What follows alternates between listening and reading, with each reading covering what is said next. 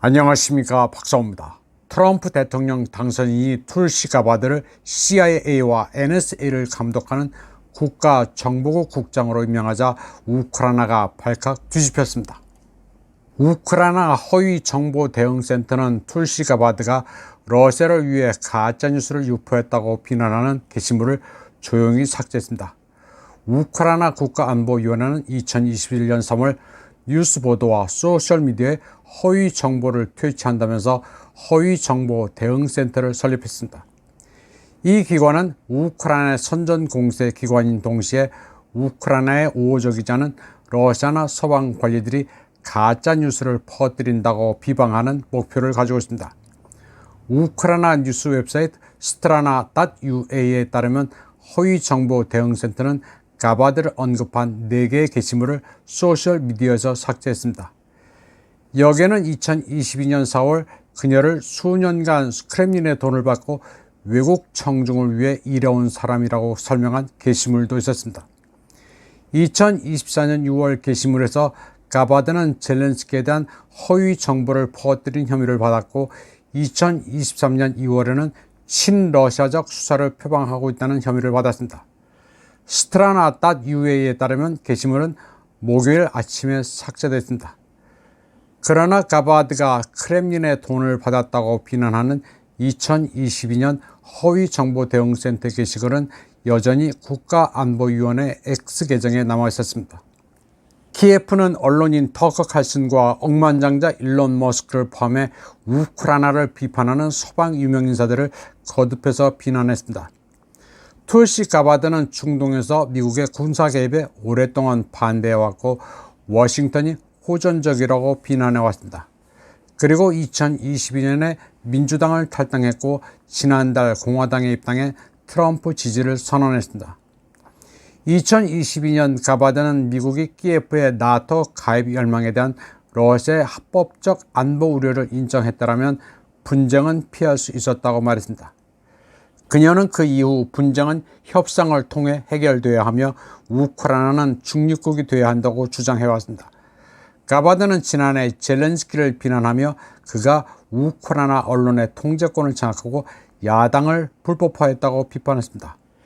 미국이 그래도 희망이 있는 것은 가바드처럼 사안을 명쾌하게 보는 정치인이 있기 때문입니다. 한국에서 가바드 같은 얘기를 하면 멍석마리를 당하기 십상입니다. 허위정보대응센터의 툴시 가바드 비난글은 사라졌지만 우크라이나는 키포스트를 동원해 그녀가 우려스럽다고 톤을 조금 낮춰 비판했습니다. 키포스트는 오피니언란을 통해 그녀의 정보국장 인선이 아주 우려스럽다고 말했습니다. 경험이 없는 친푸틴, 반우크라이나 성향의 그녀를 정보국장으로 임명하는데 무슨 논리가 있느냐고 주장하면서 명백히 우려스럽다고 했습니다. 그러면서 그녀가 러시아 이익에 가깝다고 비판했습니다. 2022년 미국이 우크라이나 갈등을 조장하고 있다는 그녀의 발언은 러시아 선전과 같다고 주장했습니다. 또 가바드가 2014년 러시아의 크림 반도 편입을 나토 확장주의에 대한 반응이며 방어적 조치라고 묘사한 대목도 문제 삼았습니다. 그런데 첨언하자면 가바드의 발언은 정확합니다. 2014년 당시 키예프 정권은 크림의 러시아 해군 기지를 몰아내고 거기에 나토 해군을 배치하려 했습니다. 가바드는 우크라이나에 대한 미국의 군사 지원을 비판하면서 지원은 고통을 연장시킬 뿐이며 모스크바의 조건에 따른 협상을 우선시해야 한다고 됐습니다. 키포스트는 소셜미디어에서 젤렌스키는 서방의 꼭두각시라고 묘사한 것도 문제 삼았는데 지나고 보니 틀린 구석이 전혀 없습니다. 키포스트는 가바드의 임명이 권위주의에 맞서려는 미국의 결의에 우려스러운 메시지를 보낸다고 주장했습니다. 우크라이나에 대한 확고한 지원에서 후퇴하면 러시아가 대담해지고 중국과 같은 세력에도 위험한 메시지를 보내는 셈이라는 주장을 했습니다. 그러면서도 가바드와 반대 스펙트럼인 마르코 루비오와 마이클 월츠 같은 이가 균형추 역할을 함으로써 미국이 키예프의 확고한 동맹국으로 남을 수 있도록 한다고 말했습니다. 한편 앞서 언급한 문제의 허위정보대응센터는 한국 매체에서도 등장한 바 있습니다. 북한군이 이미 쿠르스크에서 우크라이나군의 공격을 받았다고 주장하기도 했습니다. 아무런 물증도 제시하지 않은 채 11월 4일 파병된 북한군이 총격을 받았다고 이 센터의 안드리 코발렌코는 주장했었습니다. 사실 허위정보 대응센터는 허위정보 생산 공장입니다. 그럴듯한 가짜 정보를 만들어 뿌리는 기관입니다. 다음 소식입니다.